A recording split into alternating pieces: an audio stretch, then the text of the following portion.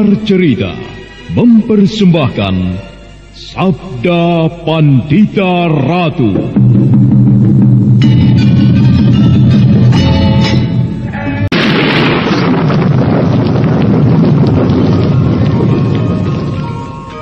Sabda Pandita Ratu.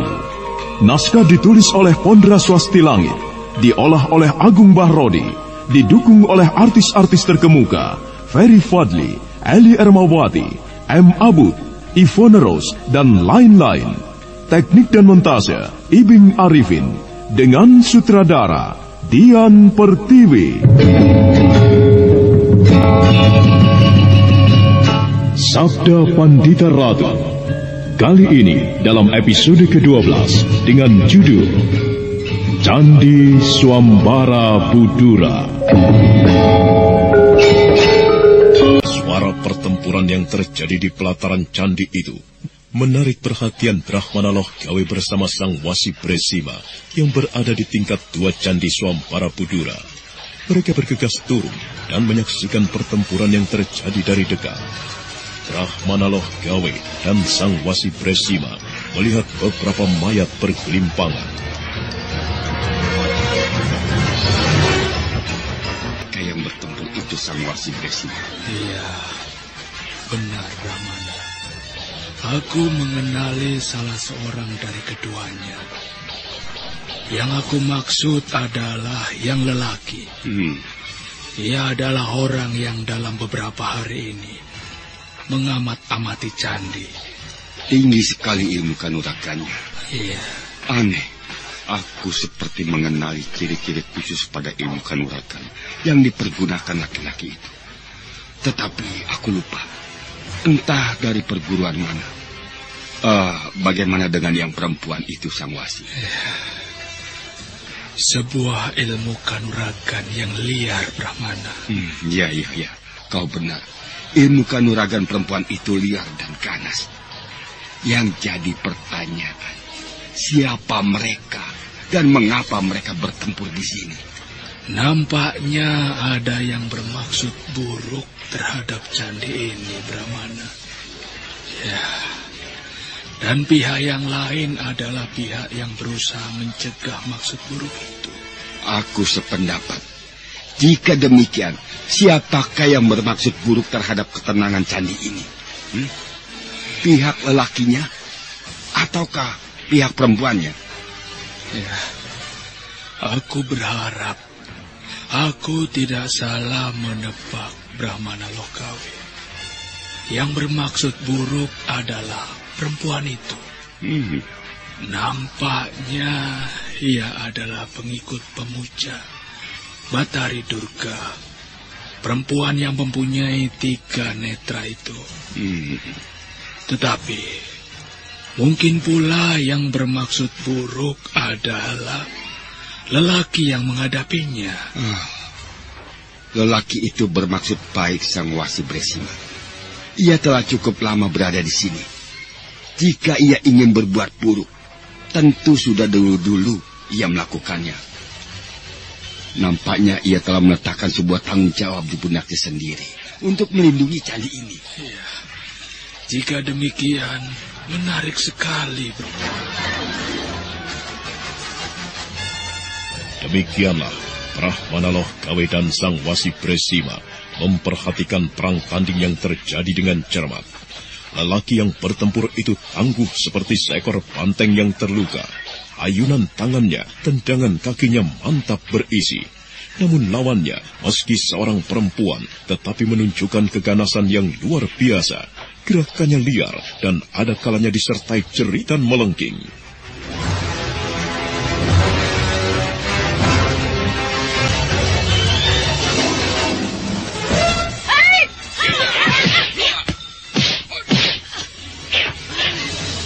Orang tidak tahu diri. Bisamu hanya mengumpat-umpat. Bunuh kau, Bedebah. Kaulah yang akan aku tumpas. Niatmu merusak candi ini tidak akan mendapat restu. Yang Batara Agung akan murka. Jika tidak aku yang akan membungkamu, tentu orang lain yang akan melakukannya.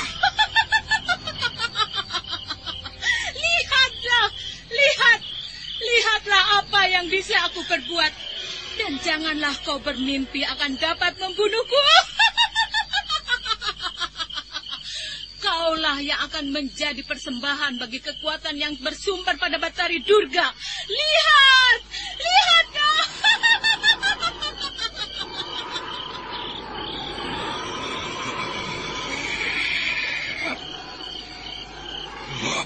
Angin tiba-tiba hadir, berputar dari semak dan perdu, mengaduk debu dan dedaunan. Tetapi Sakya Murti tidak mau dilindas oleh kekuatan ajian yang dibangkitkan oleh lawannya. Itulah sebabnya Sakya Murti telah menggelar ajian Raga Bajra di tangan kanannya. Ajian yang pernah dipergunakan untuk membunuh saudaranya sendiri, Galuh Urang. Sakya Murti telah siap menghadapi segala sesuatu.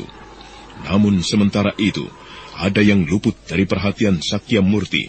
Nyai Saur Pitutur, pengikut umat Durga, menggunakan sebuah ilmu yang bersandar pada kekuatan hitam kegelapan, kekuatan setan dan iblis. Nyai Saur Pitutur berkomat kamit, mulutnya merapal mantra. Dan tiba-tiba 4 mayat yang tergeletak itu bergerak-gerak. Mereka menggerakkan tangan dan kakinya, lalu tertatih-tatih berdiri. Dan kemudian, dengan pandangan ganas, mereka mengepung Sakya Murti.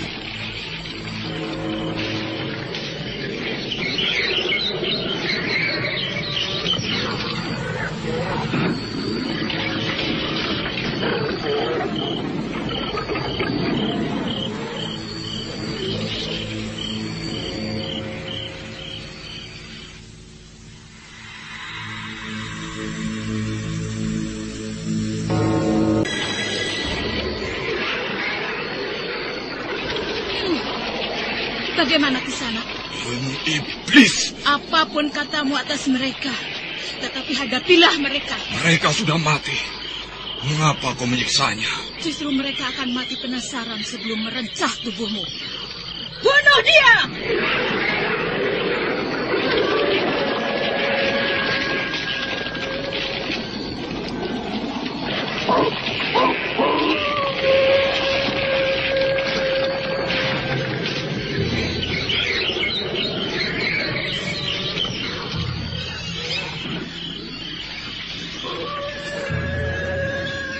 Sakya Murti tidak menjadi ketakutan melihat mayat-mayat itu bangkit dan kemudian mengepungnya. Dia telah mantap mempersiapkan ajian Raga Bajra. Dengan langkah-langkah yang kaku, mayat-mayat hidup itu mengepung, merapatkan kepungan. Sang Wasi Presima yang menyaksikan peristiwa itu merasa jantungnya seakan-akan hendak copot.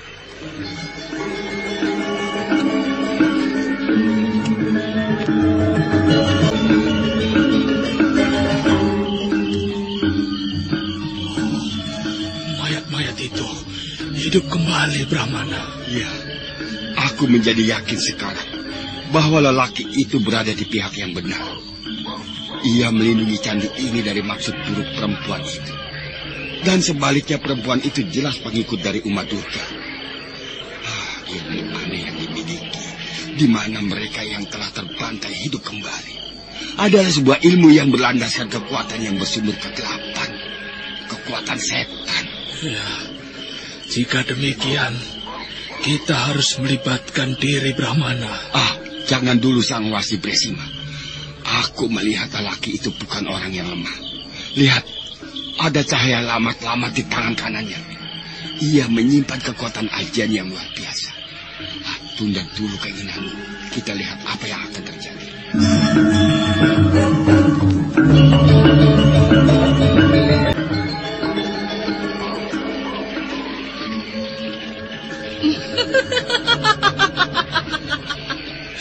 Kau kebingungan Kisanak yang tidak mau menyebut namanya? Terlambat bagimu untuk menyesali diri. Mereka ingin mencicipi darahmu. Berikan saja kalau kau tidak ingin mengalami nasib buruk yang lebih mengerikan. Iblis yang Batara Agung menjadikan aku sebagai lantaran untuk menyempurnakan kematian mereka. Juga kematianmu tertimpa Raga Bajra. Kalian semua tertimpa gunung meletus. Iya!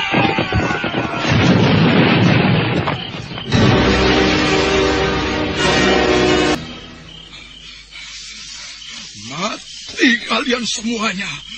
Mati. Jangan merasa puas diri dulu, Kisanak. Lihatlah. Lihat apa yang mereka lakukan. Bangun.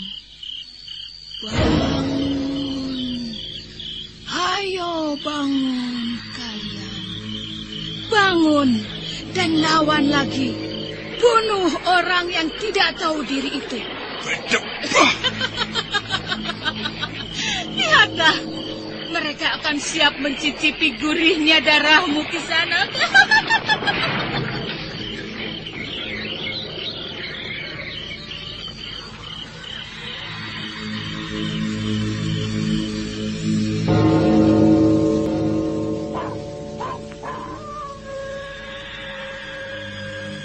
Sebenarnya lah apa yang dikatakan oleh Nyai Saur Pitutur itu. Dirangsang oleh rapal dan mantra yang diucapkan, tertatih-tatih mayat-mayat yang bergelimpangan itu berdiri lagi. Tertatih-tatih mereka berjalan mendekati Sakya Murti. Sakya Murti menjadi marah. Kedua rahangnya terkatup erat dan sekali lagi dia menggelar ajian raga bajra di tangan kanannya dan siap melumat mereka.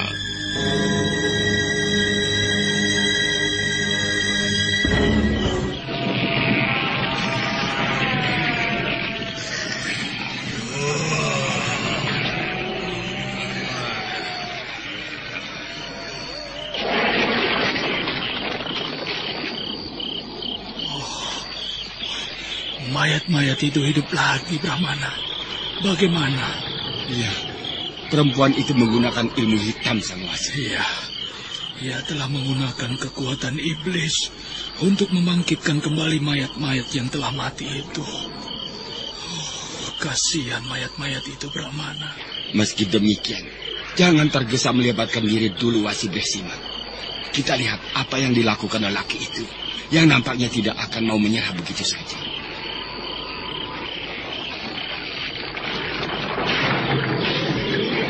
Mulai kebingungan Kisanak.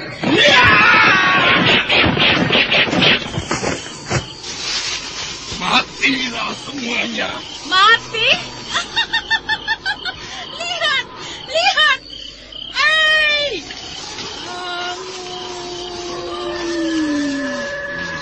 Boleh aku melibatkan dirinya?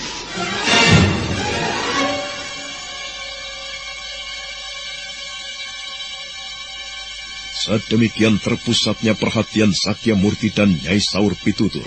Mereka terkejut ketika telah ada dua orang yang berdiri tidak terlampau jauh dari perang tanding yang terjadi itu. Sakya Murti mengangguk hormat, memberikan penghormatan kepada Loh Gawe. Apa yang kau inginkan, kakek tua? Aku tidak senang menyaksikan tontonan yang mengerikan seperti itu. Lihat mayat-mayat yang kau hidupkan kembali itu. Kasihan mereka. Seharusnya bukan perlakuan semacam itu yang mereka dapatkan. Kau pun bisa merasakan kalau kau menginginkannya, kakek tua. Tidak. Aku tidak ingin mengalami nasib seperti mereka.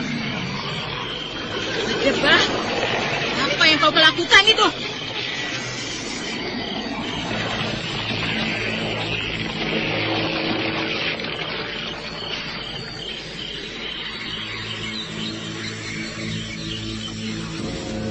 Brahmana Loh Gawe memejamkan matanya. Mulutnya terlihat berkomat kamit membaca mantra. Kemudian mata yang terpejam itu terbuka kembali. Brahmana Loh Gawe masih melanjutkan komat kamitnya. Dan tangannya seperti melampai pada mayat-mayat hidup. Mereka kemudian kehilangan tenaga dan kemudian ambruk. Setan alas! Bangun! Bangun! Bangun! Nyai Saur Pitutur menjadi liar. Tangan-tangannya diangkat dan digerak-gerakan liar. Mulutnya berkomat-kamit merapal mantra, berusaha menggunakan kekuatan hitamnya untuk membangkitkan mayat-mayat itu kembali. Tetapi Brahmana Loh Gawe tidak tinggal diam.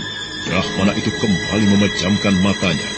Dan di keheningan dalam hatinya, Brahmana itu memperkuat rapal mantranya.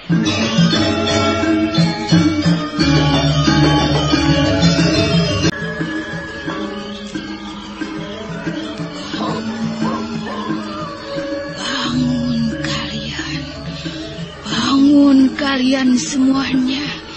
Ayo, kalian belum waktunya mati. Bangun, serang orang-orang itu.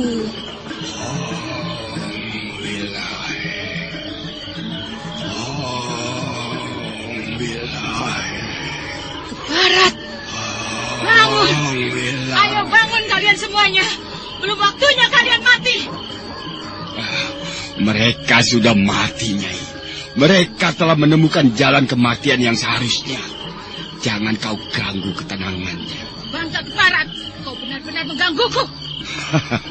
Aku hanya tidak senang melihat perbuatanmu mempermainkan orang-orang yang telah mati terbunuh itu.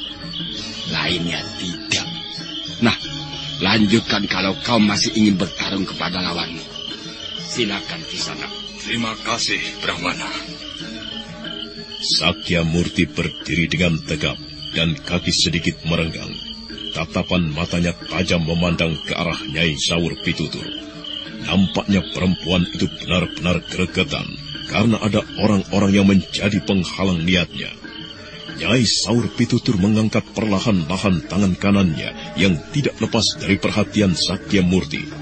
Tangan kanan itu ternyata mendekap kening pada noktah merah bulat yang terletak di kening itu. Dan perlahan kemudian dari sela-sela jemarinya tiba-tiba asap mengepul. Meski tipis, tetapi Sakya Murti mampu menangkap dengan tatapan matanya.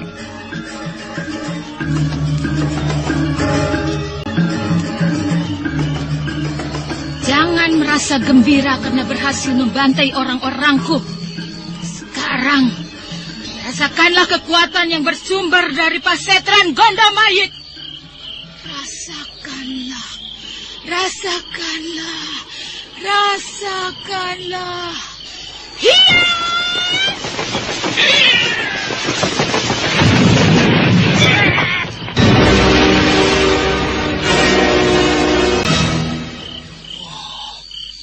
Sang Brahmana, perempuan itu lenyap.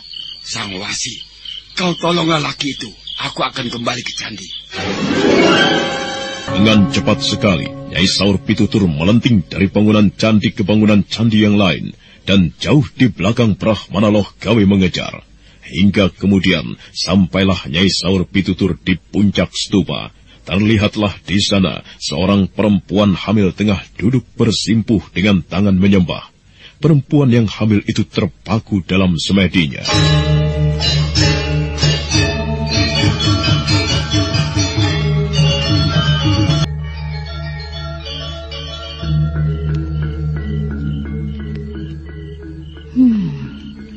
Perempuan ini yang aku cari. Aku harus mengganggunya. Aku harus mengacau tapa brata yang sedang dilakukannya. Nyai Saur Pitutur melangkah semakin dekat. Tangan kanannya terangkat perlahan dan kemudian mengusap ke arah keningnya yang ditandai noktah bulat berwarna merah. Lamat-lamat bagaikan terbayang di kelopak matanya bagaimana Uma Durga telah menjatuhkan perintah kepadanya. Ganggu dia. Ganggu perempuan yang sombong itu. Aku tidak senang dengan Topo Broto yang dilakukannya. Ganggu dia. Kacaukan pemusatan semadinya. Lakukan perintahku. Nyai Saur Pitutur telah siap. Di bagian lain dari Candi Swampara Budura itu, Brahmana Loh Gawe kebingungan karena kehilangan jejak. Namun dia segera melesat ke arah puncak candi. Tetapi dia terlambat sekejap. Nyai Saur Pitutur, pengikut kekuatan gelap umat Durga itu telah siap. Tangan kanannya telah menyimpan kekuatan dahsyat. Aku harus mengganggunya. Bila perlu, aku harus membunuhnya. Aku harus membunuhnya. Hah? Menjadi 3. Perempuan itu ada 3. Gila, yang mana perempuan itu yang sebenarnya?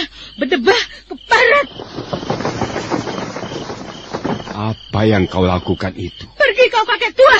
Aku tidak akan membiarkan apa yang kau lakukan. Brahmana Loh Gawe merasa lega ketika melihat Pinaka Swasti Ratu masih berada di tempatnya.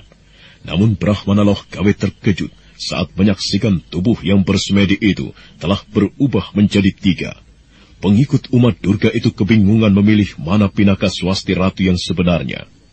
Dan belum lagi Saur Pitutur berbuat apapun, sekali lagi dia dikejutkan oleh keadaan yang tidak terduga. Di langit, bulan sepenggal yang menggantung di barat tiba-tiba menjadi semakin gelap dan semakin gelap, yang terlihat menjadi kabur dan semakin kabur, hitam dan semakin hitam.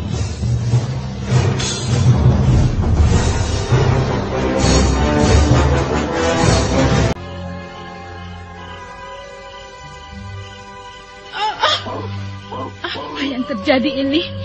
Semakin hitam, semakin gelap, gelap. Aku kesulitan melihat apapun. Aku kesulitan melihat apapun. Akhirnya yang nampak hanya hitam kelam. Melihat jemari pun perempuan itu tidak mampu lagi. Seperti orang buta, dia terhuyung-huyung. Hal yang sama dialami pula oleh Brahmana Loh Gawe. Dia juga kebingungan melihat gejala aneh itu. Namun Brahmana Loh Gawe menerimanya dengan hati yang lebih mapan. Brahmana itu merasa yakin bahwa apa yang terjadi itu adalah sebuah perlindungan yang gaib terhadap candi atau terhadap Pinaka yang sedang bersemedi. Apa yang terjadi? Apa yang terjadi? Apa yang kau lakukan? Mengapa aku tidak bisa melihat apapun? Oh, keparat semuanya, gila semuanya.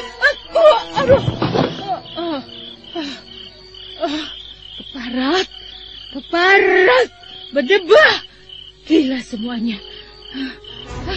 Mengapa begini? Berputar. Berputar. Mengapa begini?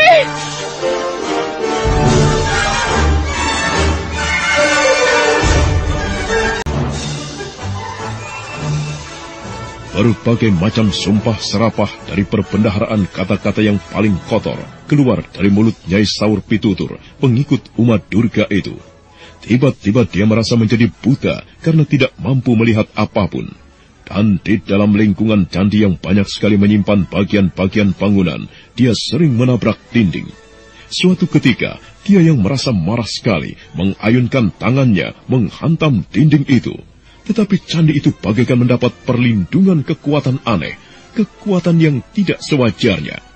Bukan batu candi itu yang berantakan, namun justru tangannya sendiri yang luka berdarah dan terasa amat pedih. Barat, berdebah iblis! Aku menjadi buta! Aku menjadi buta, tidak bisa melihat apa-apa. Mengapa begini? Mengapa begini? Mengapa begini?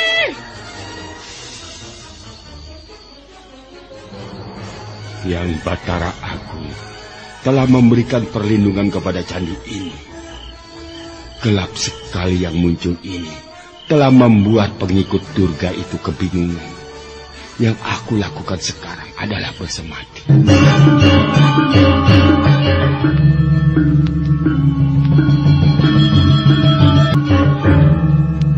Di tempatnya semula dia berdiri, sang Brahmana Loh Gawe segera duduk bersimpuh dan kemudian bersila.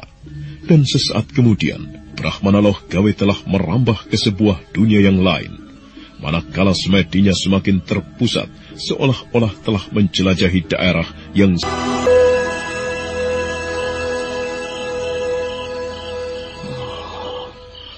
Pukulan yang dilontarkan oleh perempuan itu ternyata luar biasa. Orang ini masih juga belum siuman dari pingsannya. Aku telah berusaha mengurut dan merangsang simpul-simpul sarafnya. Akan tetapi, ia masih pingsan.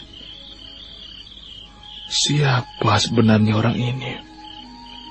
Mengapa ia berkepentingan sekali ikut melindungi Candi Swambara Budora? Ilmunya tinggi sekali. Ajiannya benar-benar mampu merontokkan sebuah batu sebesar gajah sekalipun. Akan tetapi, ilmu perempuan itu ternyata lebih dahsyat lagi. Oh, kau sudah siuman, Kisanak. Namaku Bresima. Tolong. Apa yang harus kulakukan? Lindungi anakku. Lindungi anakmu? Siapa namamu, Kisanak?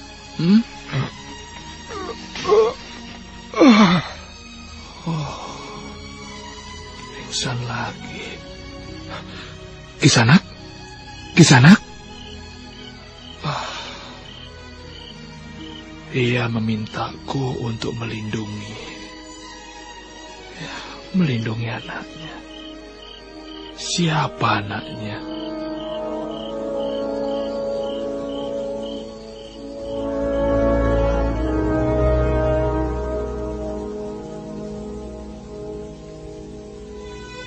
Sakyamurti pingsan lagi, kepalanya terkulai ke kiri. Wasi Bresima sekejap terpaku memikirkan. Tiba-tiba dia seperti menemukan sebuah jawaban. Sang Bresima kemudian menoleh ke arah candi yang berada di belakangnya. Hilang. Candi itu kemana? Sang Wasi Bresima, wasi yang berasal dari bumi Panarukan itu, terkejut menyaksikan keadaan aneh di depannya. Dalam tatapan matanya, jelas candi itu telah murca. Yang terlihat kemudian hanyalah bagian yang sangat gelap, hitam pekat dan serasa padat. Gelap itu telah melindungi candi dari pandangan mata. Candi itu tidak nampak. Bukan hilang, tetapi tidak kelihatan. Sesuatu telah menyelubunginya. Apakah yang telah terjadi di sana?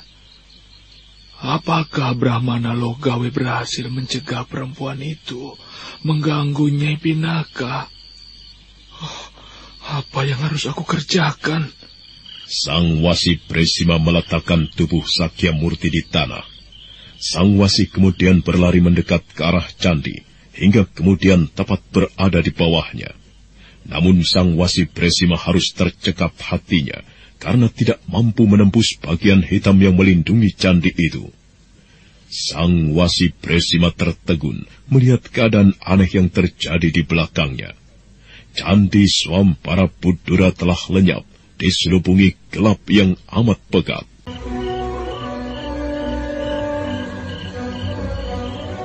Aneh sekali, benar-benar aneh. Candi itu tidak nampak. Bukan hilang. Ya, pasti ia masih ada di tempatnya. Hanya ada sesuatu yang menyelubunginya. Apakah sebenarnya yang telah terjadi di tempat ini? Sang Wasi Bresima melangkah mendekat. Batas gelap itu dirasakan hanya berjarak beberapa jengkal di depannya. Wasi Bresima yang benar-benar merasa penasaran menjulurkan tangannya menyentuh bagian yang gelap. Dan ketika dia tidak merasa memegang apa-apa, dia melangkah dan akhirnya dia menyentuh sesuatu. Dinding candi. Aku telah memegangnya. Ya, tanganku bisa merasakan. Akan tetapi mataku tidak berhasil menembus warna hitam yang pekat sekali dan menyelubungi candi ini. Oh, Yang Batara Agung, sungguh benar-benar ajaib. Benar-benar luar biasa candi ini. Nampaknya perempuan aneh yang telah masuk ke dalam candi itu telah terjebak. Ya, terjebak. Sambil tidak melepaskan perhatiannya kepada candi yang diselubungi gelap yang pekat, Sang Wasi Bresima kembali ke arah di mana lelaki pingsan itu berada.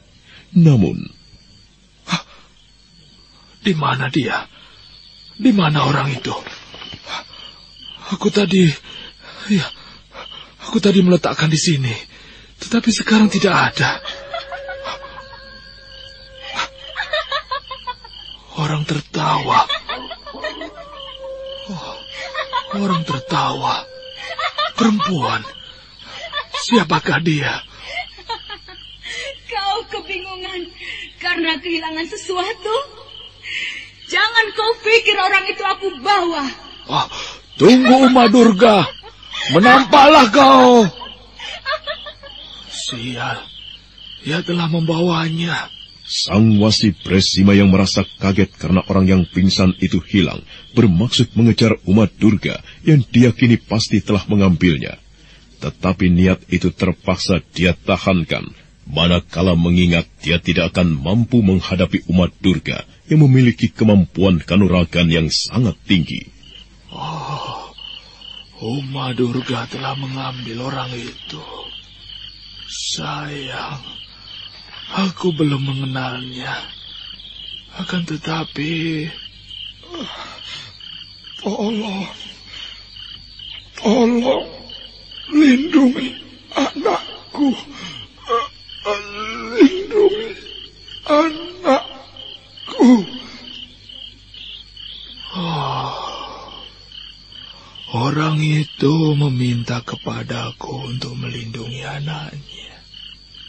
Siapa lagi anaknya kalau bukan Nyai Pinaka Swasti Ratu? Ya, pasti. Beberapa saat lamanya Wasi Presimat berdiri terpaku di tempatnya.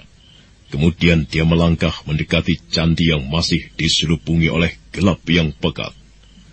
Dalam kebingungannya, dia membiarkan waktu terus bergerak tanpa berbuat apapun. Hingga kemudian pagi hampir tiba.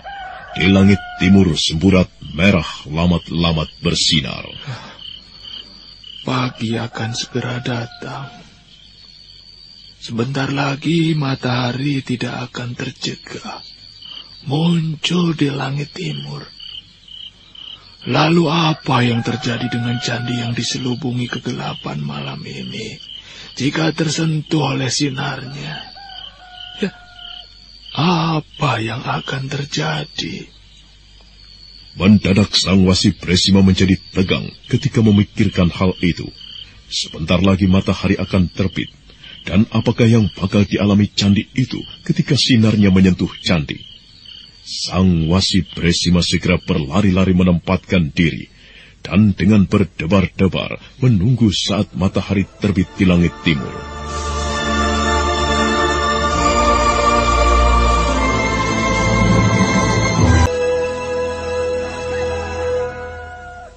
Merah membara, seperti membakar langit. Candik Allah saat fajar pagi telah muncul. Bukan main. Ternyata benar dugaanku. Sinar matahari itu terpengaruh terhadap candi.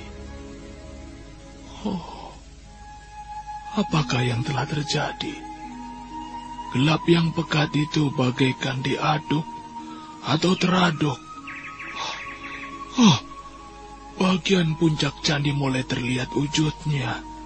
Ya, bagian puncak candi mulai terlihat wujudnya. Sinar matahari yang masih berwujud semburat merah di langit timur ternyata telah menyebabkan bagian paling puncak dari candi Swambara Budura itu menampakkan diri. Terlihat dari samar-samar semakin jelas. Presima terpaku di tempatnya berdiri, menyaksikan peristiwa yang terus berlangsung. Mula-mula bagian stupa yang terlihat. Sekarang stupa terlihat jelas. Akan tetapi bagian bawah, bagian bawah masih dilindungi oleh warna hitam yang kelam. Sekarang di bawah stupa mulai terlihat. Ya, mulai terlihat samar-samar. Gelap hitam itu terurai. Semakin bawah, semakin terurai. Dan di bagian akhir, peristiwanya berlangsung lebih cepat. Ketika langit timur semakin terang, maka dengan cepat wujud candi yang semula samar-samar itu kini menjadi jelas. Presima kemudian berlari-lari ke puncak candi. Apa yang sedang Tuan cari? Sang Brahmana Logawe? Perempuan itu hilang. Bagaimana dengan orang itu? Orang itu juga hilang. Hilang? Ya, benar. Nampaknya lelaki itu adalah orang tua dari Nyai Pinaka Swasti Ratu. Kau mengetahui hal itu? Bagaimana? Ia meminta tolong kepadaku untuk melindungi anaknya. Siapa anaknya? Kalau bukan Nyai Pinaka.